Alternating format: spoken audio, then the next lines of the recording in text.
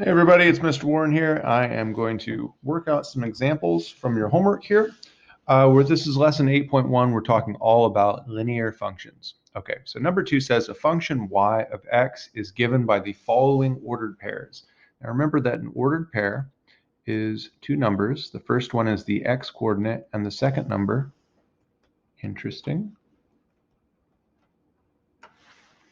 the second one is the y coordinate. Okay, so each one of these ordered pairs has an x and a y coordinate, and that is the relationship between those two quantities. And what we want to do is we want to represent this function by a table of values first. Let's do that. So I'm going to go ahead and come over here and make a little table. I'm going to put x's on the left, and I'll put y's on the right. And I'm just going to take these numbers from the ordered pairs and I'm going to put them in here. So this ordered pair here says that when x is 0, y is 0. So I'll put those down. When x is 1, y is 2. When x is 3, y is 6. And when x is 5, y is 10. Okay, and that's it. We are done. Table of values complete. Now what we're going to do is we're going to graph these ordered pairs as points on a coordinate plane, and we're going to look for a pattern in those points. Okay, oops, don't want that. I want GeoGebra. So, you could do this as a, you could do this on paper, obviously. I'm just going to do this on GeoGebra because I'm making a video and it'll be easier to see. Okay, so here we go. I've got the point 0, 0 was one of my points. I had the point 1, 2, that's another point. I had the point 3, 6, that's starting at the origin, over 3, up 6. I've got the point 5, 10, so that's over 5 and up 10. And what is the pattern? Well, of course, we're talking about linear functions, and linear functions always make a straight line. So if you draw a line through these 2 points, notice that it goes through these other points as well. Now, every point on this line is a point in our linear function. Okay, so that answers this question here. We did the graph.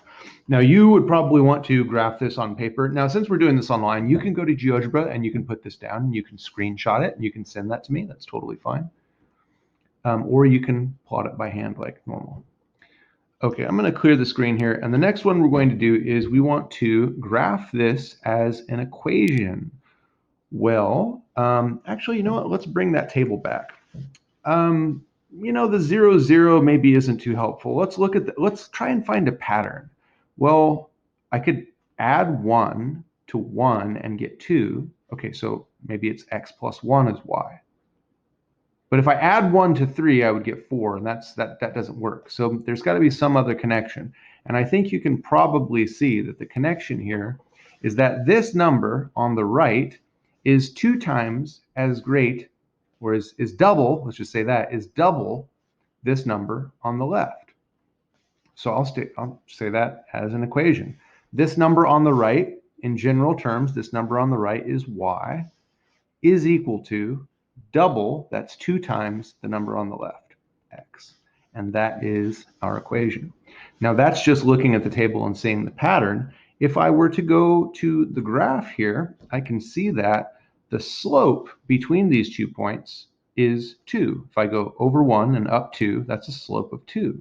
So I know that, as we learned in our lesson, that in our general form, y equals mx plus b, I know that if the slope is 2, then this m is equal to 2.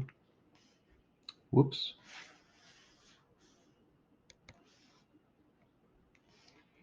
And let's see, the b is where this line crosses the y-axis, and it crosses the y-axis at a height of 0. So my b is equal to 0. Now, if you plug those things in, what you get is y equals 2x plus 0. Well, we don't need to write plus 0. We just write y equals 2x. So either way you look at it, either as a relationship between the quantities or using the y equals mx plus b form, you get the same result, which is that y equals 2x. All right. And all of your homework is going to be very similar. I'll make some more example problems for this, but I'm going to cut this video short. If you need some more help with the different types of problems that you're going to be doing, take a look and you'll see that I have plenty of example problems. All right, thanks for watching. Bye.